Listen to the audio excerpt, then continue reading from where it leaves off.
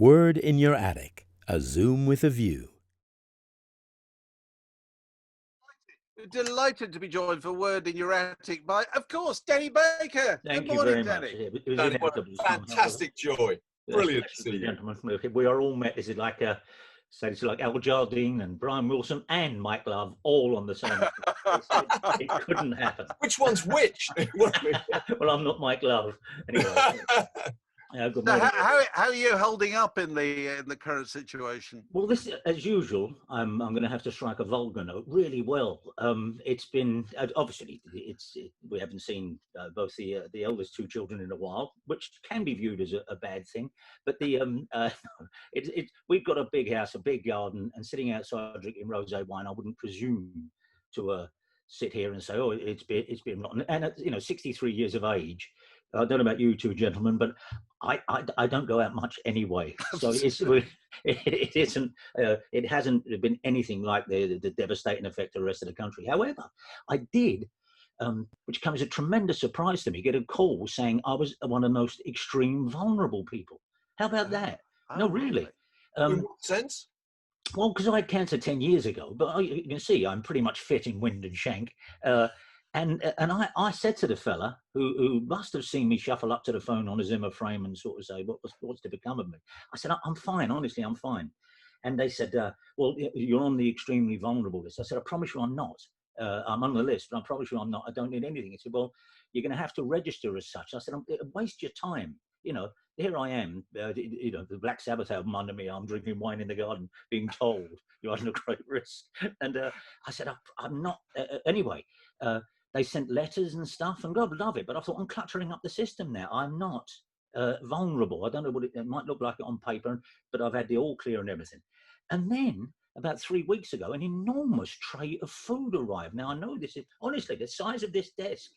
And it was delivered off to a neighbour who said, I've come home, and this has got Danny written on it, and this is for you. And again, I felt like, Popeye's Pappy. I said, I don't know what to do here. There was every kind of provision you could imagine.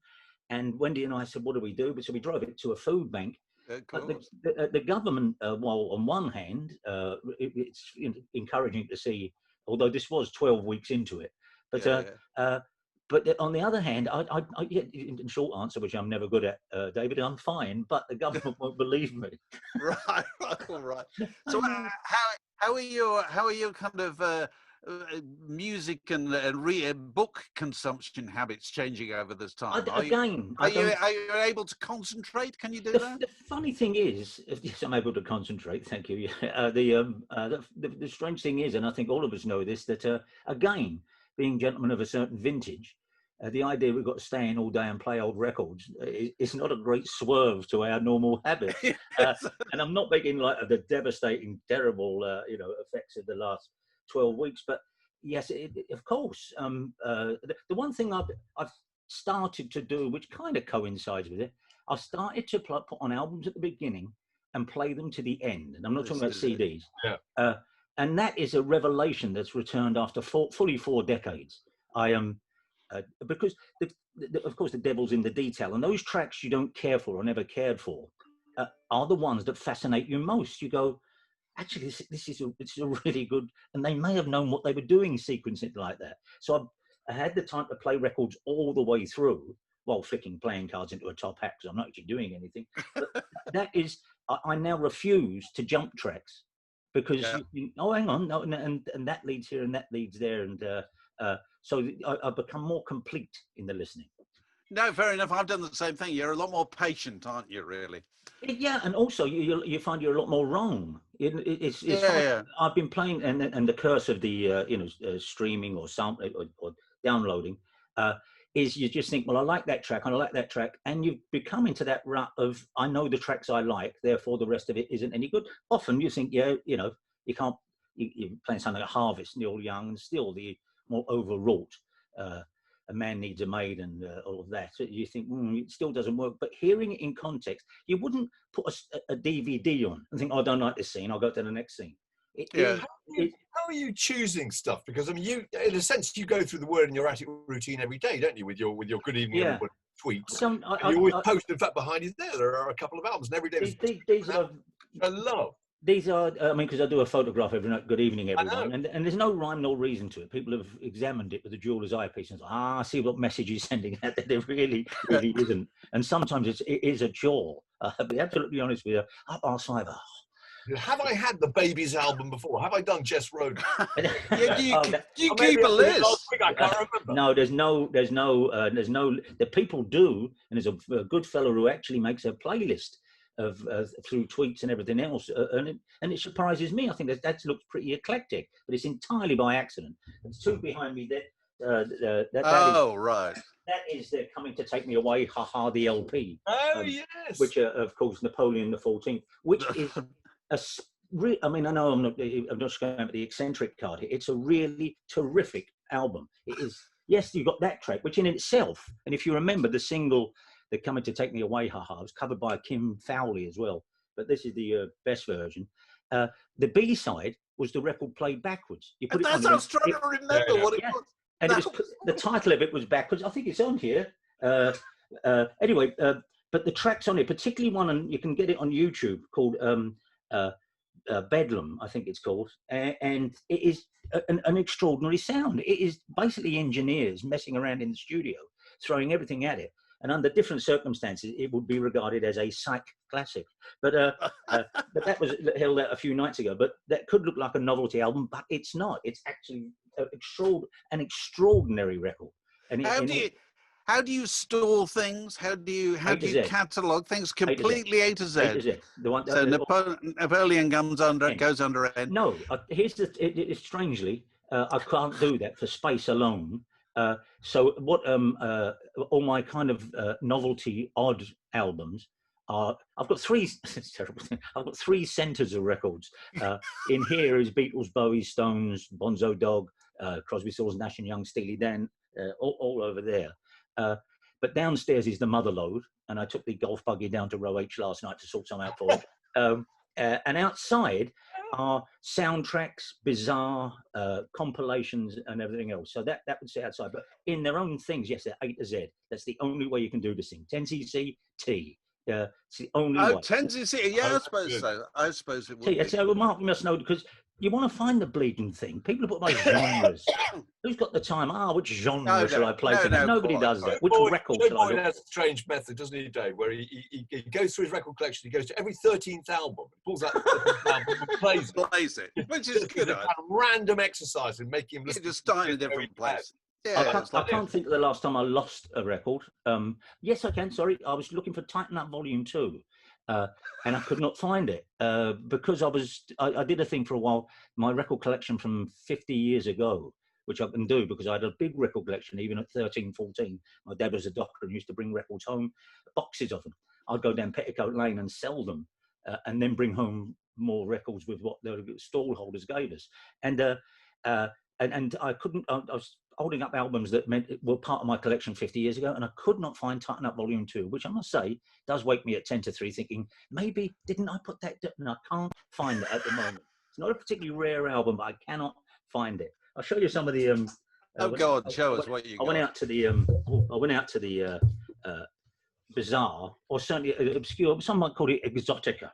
Right. By the way, were you talking about Hapsash and the coloured coat on here recently? We were. Well, it's been talked about twice because John Dredge, who did his terrific John Peel impression. Yeah. The other night, he was introducing Hapsash and the coloured coat. I may have provided him with that. Oh, one. Okay. Yeah. Oh, right. Okay. I may have provided him. By Robin In, was it? But then you had it on here because here is Hapsash and the coloured coat. By the way, there it is. Oh, it is absolutely beautiful, and it's a very, very beautiful album, Hapsash and the coloured coat. But pop quiz number 1. Do you know what it's got in common with Dinah Dors' only album? There's Swinging Doors by Dinah Dors. 1960, and a great album.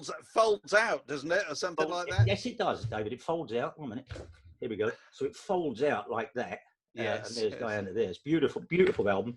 What on earth could this possibly have to do with the Freak Out album of all Freak Out albums, Hapsash and the Coloured Coat? Over to Mark Allen. Mark? No, I I don't know. I mean, all I can remember, they were the late '68 graphic designers, weren't they? They were. That's right. The of tail fins of British Airways planes were done by the fellow who did their cover. Well, let me just show you something. If I take Diana's wonderful album out of its cubby hole in the middle here, hold on. So, Pie Records label. Pie Records is the old with all the adverts around it. Oh, lovely. Oh, it's records, and so is Hapsash and the Coloured Coat. Right, okay. Scarlet Dors vinyl. got there first. Good work. Yeah, Dinah Dors. Dinah Dors definitely did.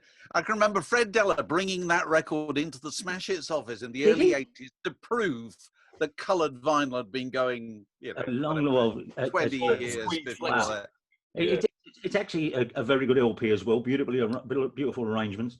But dear Diana's, character had been set by then. She was never going to break out as a singer. Real name, of course.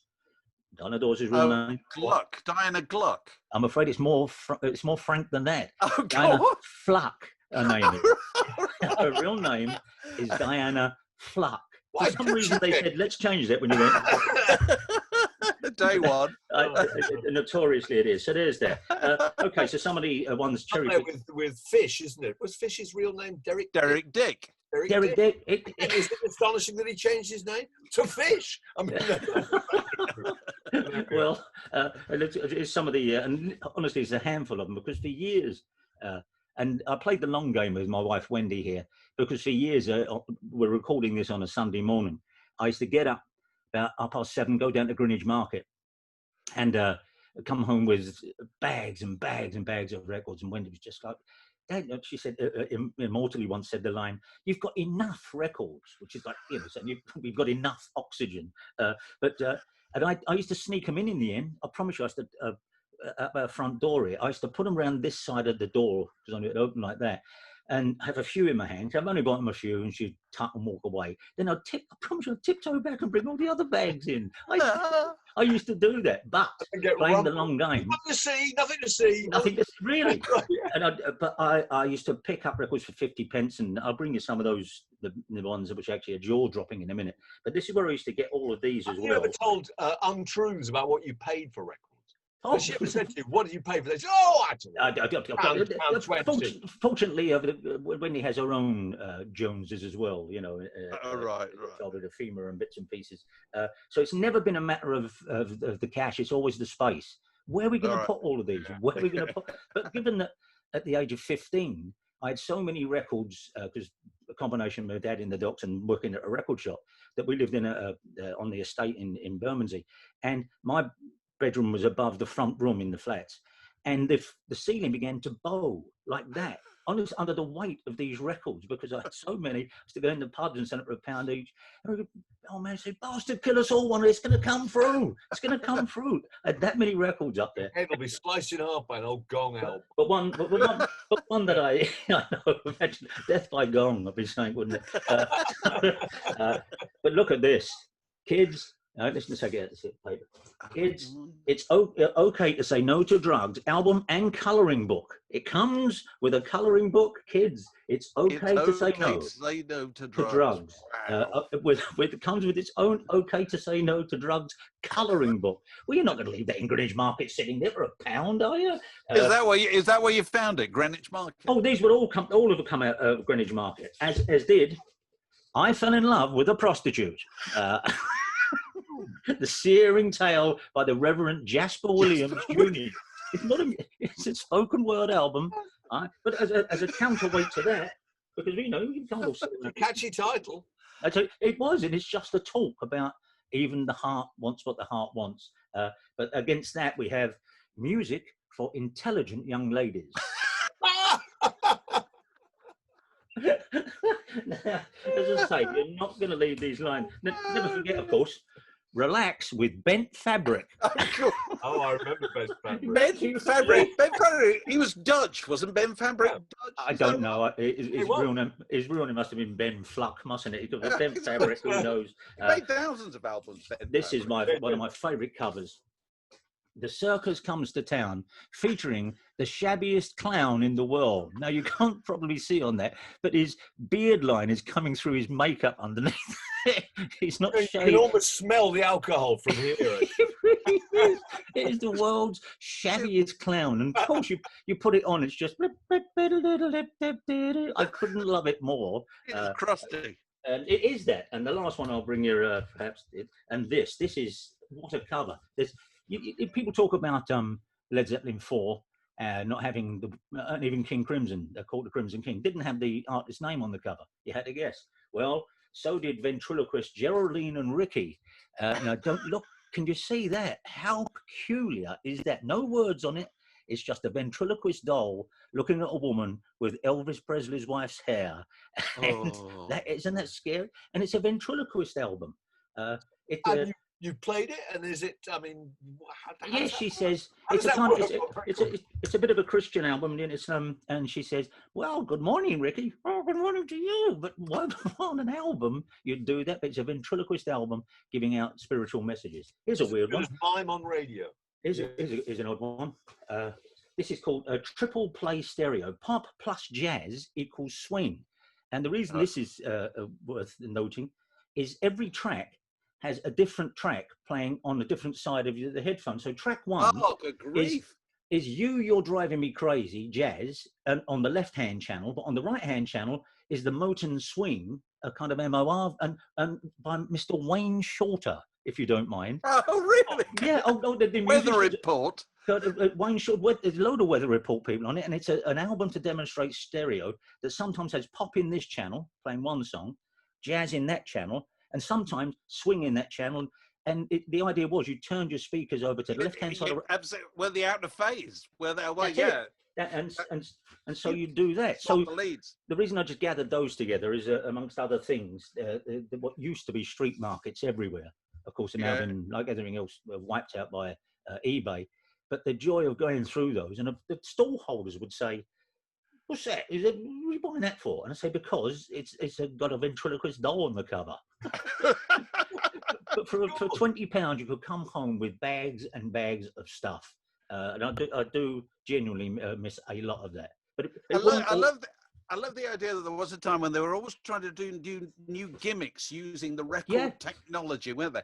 It's like, do you remember those? Do you remember the horse race game? Oh, I love the horse race. You'll know that. Was it Totopoly? What was it called, No, Danny? You'll know this. Totopoly was the one. Was that the one that you turned a little handle and it shook a candle? It shook a lead horses shuffled along between tiny wooden posts, which broke them up. It was appalling. You had one of those clamps. People under the age of 70 here won't know what we're talking about. But you had a piece of cloth, and you had to bolt it down with something that looked like it should be in a butcher's shop as a grinder or something. You secure it at this end, secure it at that end, and then turn a handle which made this cloth vibrate. Vibrated it, didn't it? Thus, these metal horses made their way up the track. They make all this fuss about Nintendo, don't they? But wow. But what you're talking about, David, I used to play it on GLR, of course I did. And it's what it was. Could. Well, all I can remember was a horse race game where you played a record, and according to which groove you'd put it in, the race had a different result. Is that right? Yes, it did. Monty Python, of course, famously made their three-sided album where you didn't know what you were going to get when you put the needle in the groove on side two. There were two side twos pressed on top of each other. But they had about four on each side. Absolute marvel of technology, how that happened. It was a 4-disc set, and now all I'm thinking is get this over with. Let's run down Greenwich Market, see if they've got one. And the groove would play a different horse race every time. A terrific game, a magnificent game. Just on the swanky. Oh, by the way, when I was going to play this straight, I thought we'd just bring out albums that, if there's one album that set me on the path, and you'll all recognise this, it was this. Well, Fill Your Head with Rock. That has featured on these podcasts a few times. Well, good, because so it should, because it was. You often see the others, the island ones. We can all join in, but Fill Your Head with Rock was the most eclectic you can imagine. Moondog next to Johnny Winter, etc., etc. And it's interesting that the tracks that I never cared for and used to skip, Amory Kane, Trees, are now the ones I should have been concentrating on and picking up. Trees are super hip now, aren't they? In my course, all I can think of is £1,000 a copy. when you could pick it up, as I say, the time. There's that beautiful album with the girl on the lawn. Oh, absolutely, the Garden of Jane Trelawney. Do you know who the girl on the lawn is? This is my most tiniest fragment of pop trivia, which I can only share with you two people. Go on. Thank God there's nobody else listening. The girl on the cover of that Trees album is the daughter of Tony Meehan, the drummer of the Shadows. Wow, man, that is terrific. That is terrific. Not bad, is it? You know, they only recently found the woman on the cover of the first Black Sabbath album. You know, the green-faced woman in front of the Oh, yes, go on. What, She was lost for 45 years, and somebody made it their point to go and talk to her. And she was obviously just a hired model on the day, but she eluded pop history for so long. And I was a little disappointed recently when I found the article saying, this is her. She had no story to tell. She just remembered it was a morning and, you know, I did this. But she disappeared. And I don't think, unless anyone can correct us on this, there are many people who have disappeared from pop music. So completely, no, that's true. I tell you, the other thing about Fill Your Head with Rock that I think about every time we get it out is if you look on the back of that cover, is the tiny picture of which I think was originally intended to be the cover. Oh, I see. And then somebody obviously thought better of it. Said, no, I'll tell you what, we'll have Jerry Goodman out of Flock with his shirt off. And thank God for it. I think what they've got on the cover. Thank God for it. Well, quite. You wouldn't be talking about it with such affection. No, it's just like the it was the album that came out of Traffic with the young gal on the front that nobody can. Blind Faith, Blind Faith, of course, it's Blind Faith. But this is of a similar stripe. Somebody else whose life that changed, literally, Gary Warren, who plays Peter in the Railway Children film, and of course was in Catweasel and an actor and everything else. Great friend of mine. While they were making the Railway Children, he was 12, 13, just a little bit. No, he may have been 14. They had an afternoon off, and he wandered in. They was filming up in Yorkshire, and he wandered in to Yorkshire. Went into he said it was a post office with a rack of records, and found Fill Your Head with Rock. Turned his life around. He could not. Now he's a bigger head than anyone. But it was that album that did it to him.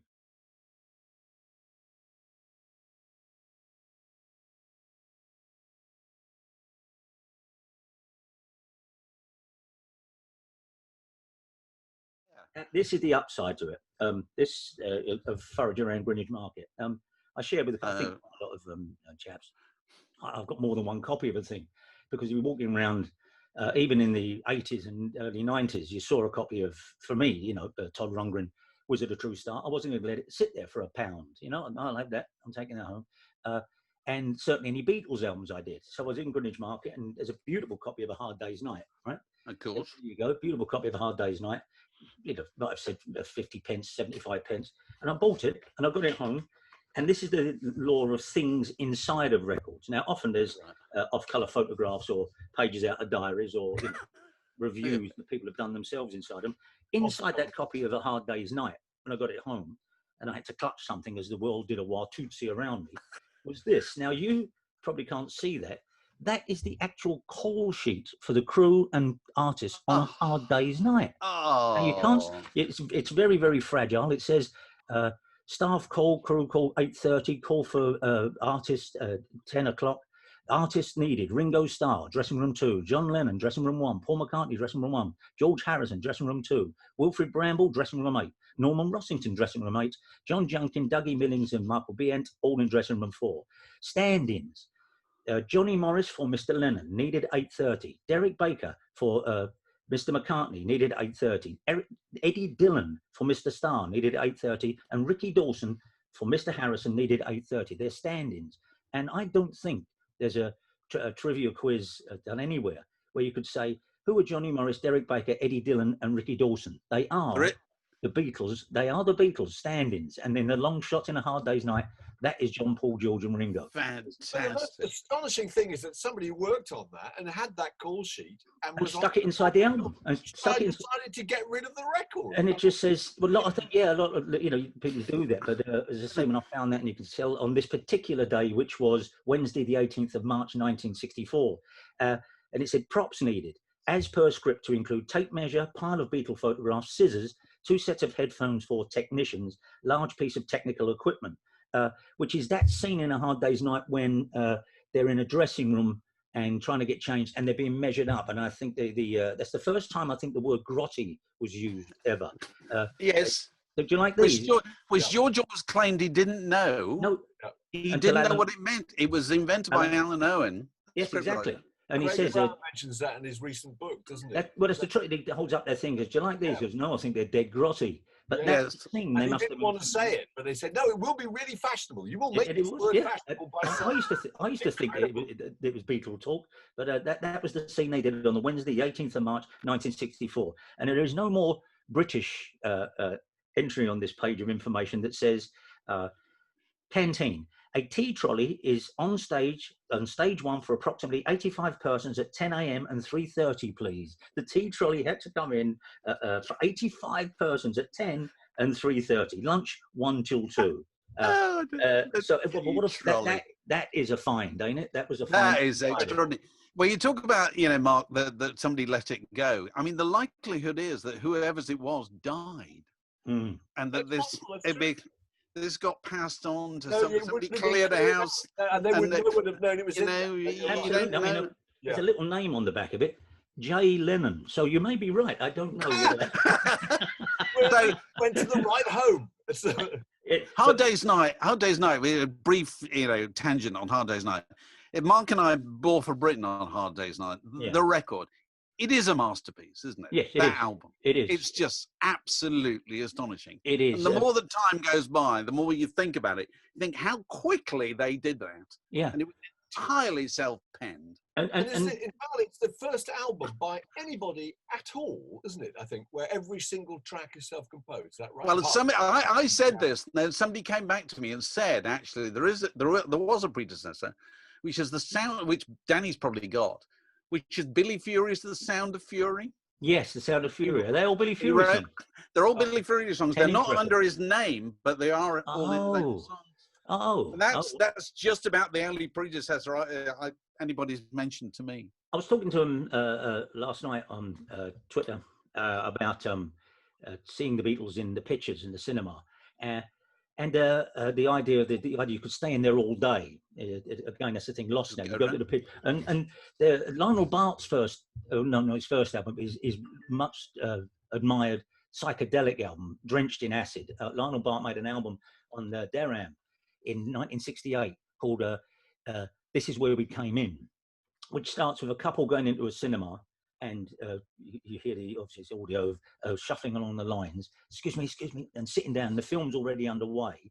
And the people next to them say, oh, we're going now because this is where we came in. And that whole thing of walking into a film, halfway through, trying to pick up the threads, and then watching the support film again, the adverts again, and then the beginning of the film you didn't see until you go, oh, that's why she shot him. That's why she shot him. He killed her brother. Oh, no, the writer's arc and the director's narrative meant nothing. Forget it. Now, I saw Hard Day's Night 3 times on the day at the Dewsbury Pioneer.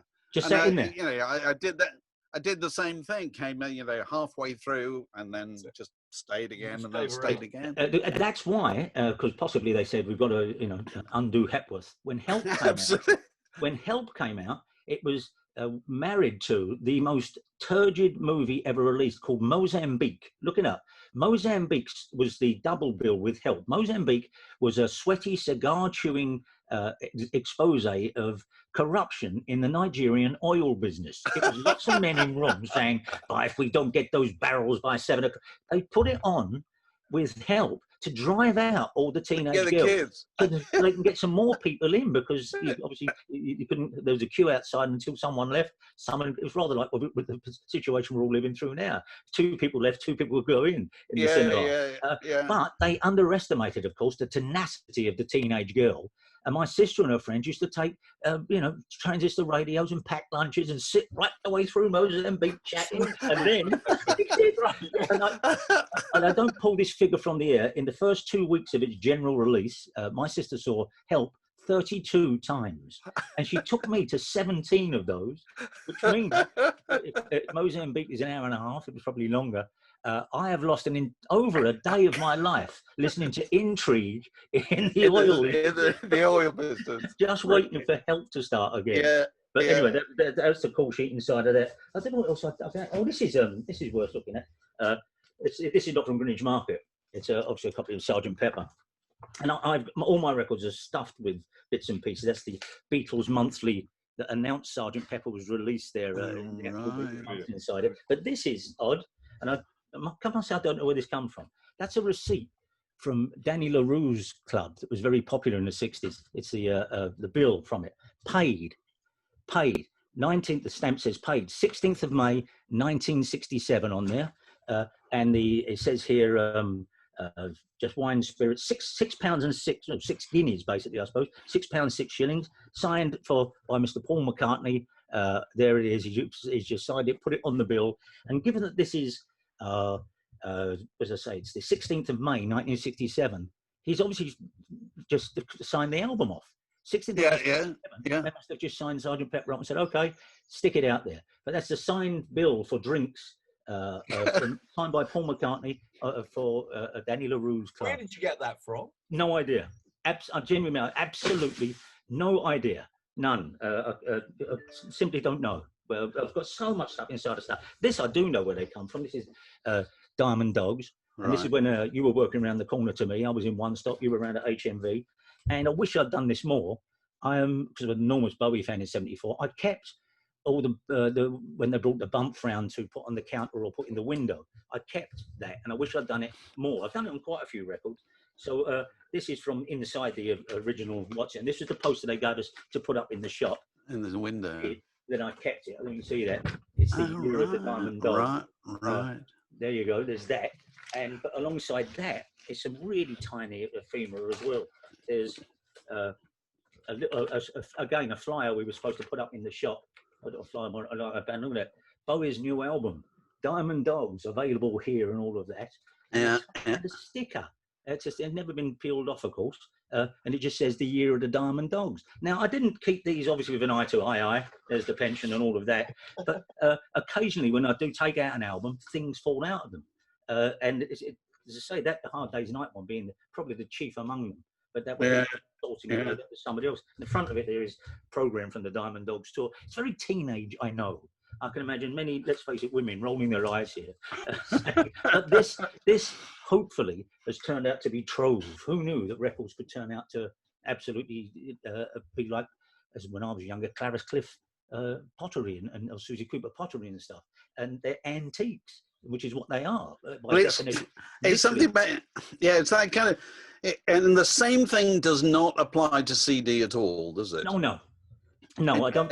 That said, I just saw recently that Kevin Rowland's frankly distressing solo album he made of cover versions that came out, and it's being re-released now and re-evaluated, like everything is. Everything now is re-evaluated. Yeah, I know. I mean, all those reviews were wrong at the time, you know. Sometimes that works, not always, but it is. It seems to be universal now. And Kevin Rowland's album, which I adore Dex's, and I like Kevin a lot, but that album it's not any good. It's a cry of pain and all that. It was a shocking record. It universally agreed to be awful. But one copy of it, of course, worth a lot of money now, because originally he put it out with Born to Run on it. Is it Born to Run or Thunder Road? Thunder Road. He did a version of Thunder Road. And Bruce Springsteen's people heard it and said, "You're not putting that out," because he changed the lyrics.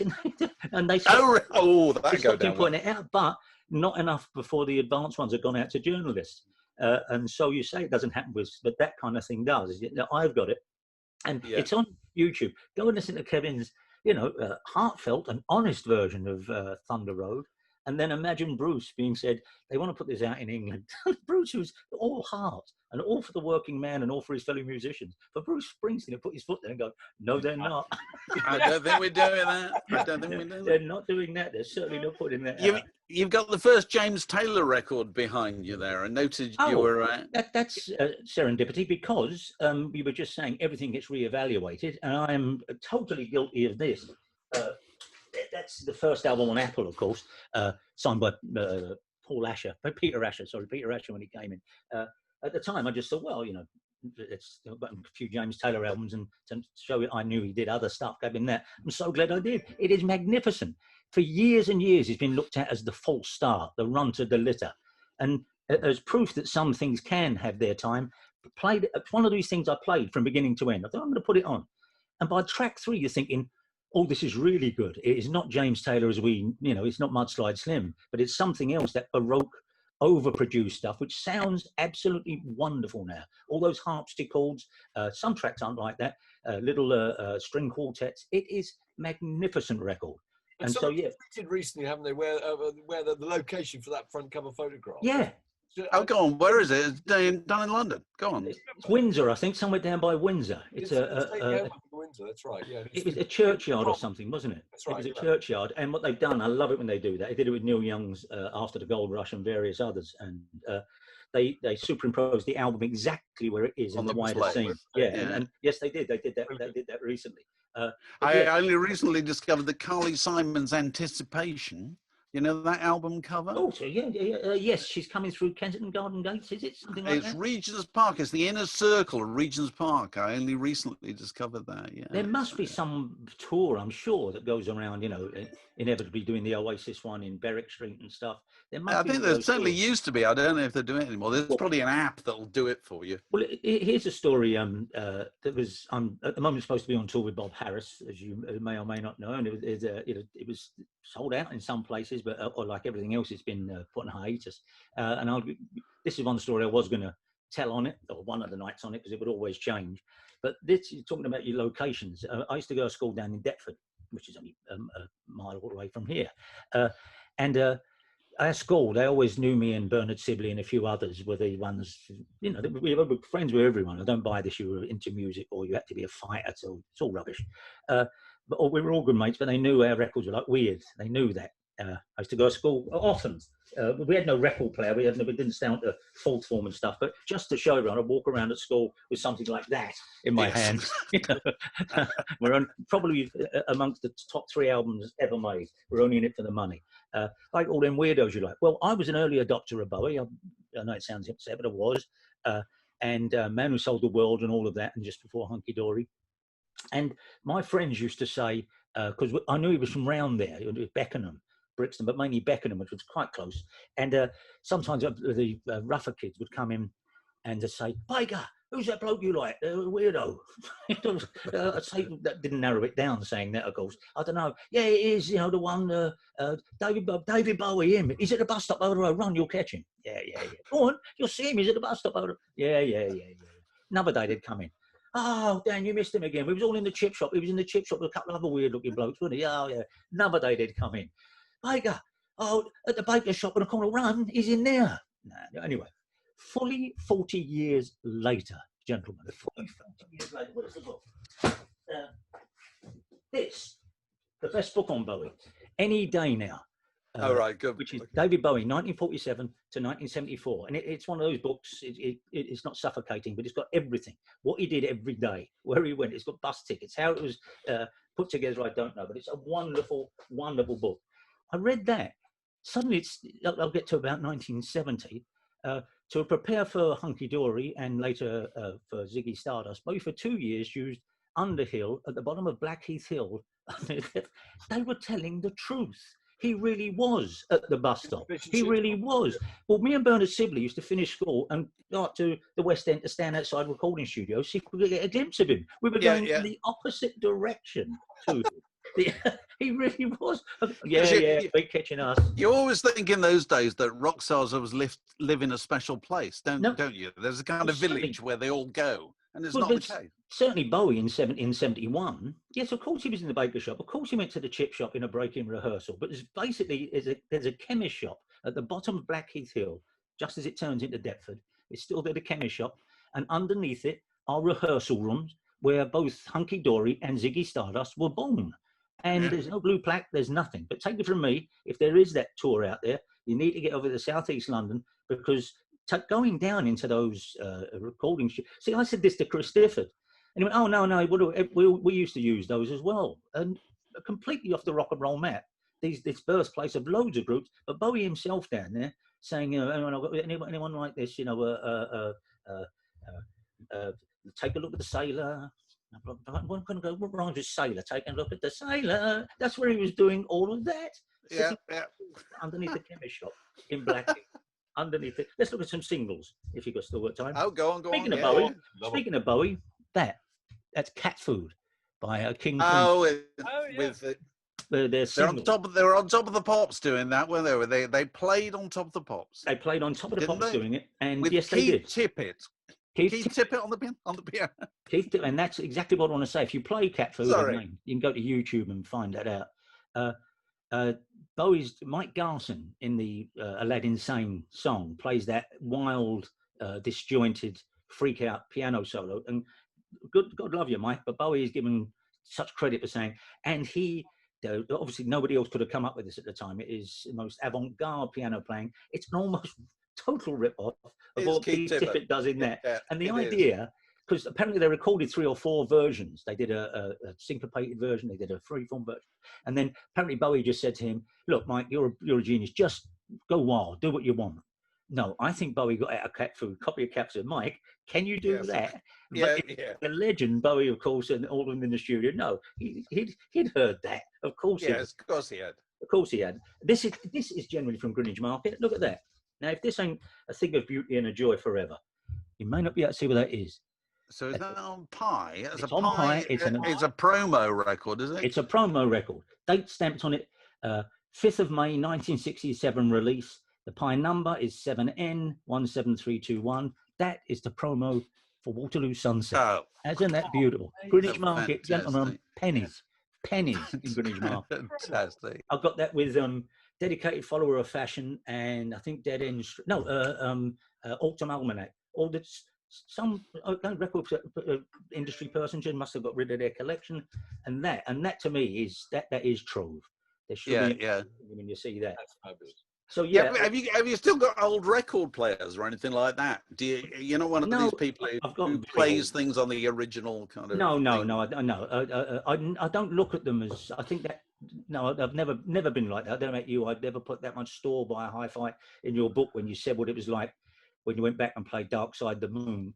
I'm sure you didn't have, forming the triangle and that thing with the weight at the back of the actual playing arm. I've never known how to set that up. Okay. About halfway, is that right? About halfway. Sometimes you do people can teach courses on how to do it. What are you saying there, Mark? No, there are all sorts of adjustments you can make. I know. Yeah, and you do that, and then you think, well, I've kind of ruined it now. You'd have to sellotape a sixpence onto the actual top of the... Exactly, on the top of the actual head player. But sometimes when it was too light, I'd do it too light. The actual head comes up, and actually you push it down onto the record player and just jam it right on there. I've never been one for the old hi-fi. A friend of mine, Tommy Hodges, got in a terrible fight with his brother. His brother owned Hot Rats. The great thing about having older brothers and sisters like I did, when I showed my record collection of 50 years ago, people said, didn't you have any Beatles, didn't you have any Beach Boys, didn't you have any Stones? No, my brother took care of all that, and to an extent Led Zeppelin and all that. And my sister was the girl who climbed Buckingham Palace gates the day they got her MBE. I've said that quite a few times. That photo of the girl up the top and the police bringing her down, that's my sister. That's why she saw Help 32 times. She wasn't some casual fan. Anyway, so I was around Tom's, and his brother he wouldn't let him play his new copy of Hot Rats. But his brother went out. He said, come on, I've heard it, it's great. And we went into Tom's tiny little bedroom, and we put it on, and his brother came in. And we didn't take it off, we turned it down, right? But then when his brother went to play it later on, it was jumping. He said, have you been playing this? And I was in another room, and I could hear this terrible fight starting. Tom was younger, fighting with his brother Danny, because he'd scratched his copy of Hot Rats that he wasn't supposed to play. But it turned out I'd been messing around with that weight at the end of the thing. Oh, dear. It wasn't scratched at all. It just wasn't making quite contact with it. Oh, I tippy-toed away from that one. Anyone else who's got fights that started through rock albums, I would like to hear. But yeah, I got Tom in a lot of trouble because I actually adjusted the end of it before I went, and it wasn't playing Hot Rats right. Anything else you want, gentlemen? I've got stacks here. We could do as much as. How about that? Another Greenwich Market find. This is Johann Sebastian Bach's Fugue in A minor. There it is. It's a beautiful thing, little EP. But the great thing is, it's actually played by Albert Schweitzer. Albert Schweitzer. There's a name you don't hear bandied about much anymore. Brer Schweitzer on the front there. You can see him. Look at the size of his feet. He's got about size 15 feet, Albert Schweitzer. You're going through. Oh, hang on. Albert Schweitzer at the organ, which is one of the few musical instruments you're ever at. You're never at the guitar, you ain't at the drums, but you're at the organ. And you certainly are at the organ. So your tour with Bob Harris, which was supposed to be around about now, is obviously off. Yeah, well, I suppose it's you just don't know, do you, really? No, and it's an extraordinary way that came together. It was rather like this. Bob just got in touch and said he had this thing to do, and this is about 7 or 8 months ago now, and up in the Midlands. And he just said, look, I've got this thing to do. I'd rather do it with you, because you can not interview me, but do it as a two-hander. And it went so well that night. And there's a terrific story, which I'm not going to give here because it's part of the thing, but of why it went so well and such an extraordinary evening, that we were asked, would you roll it out? And it is just me and him doing rather like we're doing now. But I didn't know so much about Bob. You know, I like to ask questions of people. And I've got this kind of attack, you know, I'm walking around the stage, whereas Bob just sits there and gently is the real deal, of course, you know. I talk about meeting Mark Bolan and his shirt, getting his shirt off him and things. But he'll say, I was at Mark's wedding, of course. And were you? He said, well, I was Mark's support act during the T-Rex tour. He was. His David Bowie stories are absolutely I know. phenomenal, I know. Bowie's always going around to his house for supper, and you know. And of course, he's the opposite to me. I'd have gone in there blowing a trumpet, banging a drum. Sit down, everyone. Here come my David Bowie stories. But Bob, they're gently coaxed out of him. It's the only equivalent I've got of that is Peter O'Toole. I did some things with Peter O'Toole once, and Peter O'Toole would let you blow yourself out before, you know, rather just politely. I remember I was reading a book about Lenny Bruce, and I had and he said, "What's that you're reading?" I said, "Lenny Bruce, you know, the 60s." I said, "Well, of course you do, you know." I said, "But I'm a massive fan of his," and I started telling some stuff about Lenny Bruce that I presumed he might not know. And he lets you finish, Peter. Yeah, oh, right, okay. So I said, and this book particularly, I said, is the best of them. If you're going to get one about him, read that. And he went, okay. I was in the nick with Lenny Bruce in San Francisco in 1960. You said, all right. It's a good book, though. He actually said, I was in the nick with Lenny Bruce in 1962, I think, in San Francisco. And that's what it's like working, you know, with Bob, because I can say, oh yeah, and then Deep Purple said to me, and he says, well, I actually produced their second album or something. Yeah. It's a good. Dynamic. That will happen whenever, you know, when the lights go on or when all the over lights the go world. on again. But Danny, you tweeted recently, I think, you were going to try and do some sort of program of your own about your record collection. I'm going to, like everybody, going to drive the golf buggy along and just randomly stop. I know it's this the same as this Patreon thing, which my agents keep sending me emails saying, "Can we do that?" Yeah, I'm going to all kinds of stuff. I'm going to chapters of the book and certainly explorations of the record room, and also the records that sit behind me every night. My Good Evening photograph. People can choose those if they want. They'll say what ones they are. Drawing the line at certain bands, Queen, but otherwise, I've never had an explosion like that when I said I didn't like Queen. Amongst the rock community, people are very, very precious. I just don't get. I don't care for them, and people just went nuts. I tell a lie. The other week, when I said a group I know nothing about, Van Halen, also AC/DC. All of that kind of early 80s power rock stuff. No, because I know nothing about them. Absolutely nothing about them. Iron Maiden, I did their first telly with them, but up to a point, and I think I'll have them. The albums will be behind us. One last one. Last one. Another massive influential record to me, not just because of what it is. Can't see that probably again. It's I've been in, like the other two gentlemen, I've been in the rock game a long time, so we have a lot of these promos, but that was a demo that's sent to us from the fellow I used to work in the record shop with. It's a long, convoluted story that we used to do on the last tour. A bloke used to work in a record shop and went off to America because they offered a job on a record label. That record label turned out to be Sire. And he sent me this, and you can see just written there, it's got Danny Baker Harlequin, because our shop was bought by the Harlequin chain, which is when I left. But this made its way to us, and that's the first Ramones album. It some months before it came out. It's a very odd mix of it on a white label, demonstration not for sale and all of that. But that led Mark Perry, who had already just started sniffing glue, came round to light about this thing, and he was rather like me and Peter O'Toole. I let him finish. I said, I've got the album. He went, you can't, John Peel's not even got the album. I said, I have. And we went upstairs and we thought, hang on, there might be something in this punk rock stuff. So that actual first, probably one of the first in the world of the Ramones thing. Again, complete fortuitous coincidence that led us down the rabbit hole that leads us here.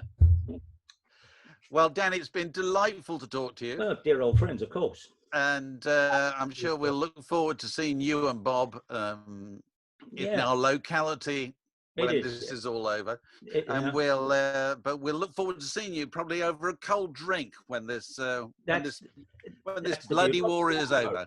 But it is. I mean, I'm looking out there on a beautiful garden, and that cold drink has triggered me, I must say. So I may be wandering out there now. It's great work with you, gentlemen. Thank you very much indeed. Right. See you later. See you later. Are you all right, Alex?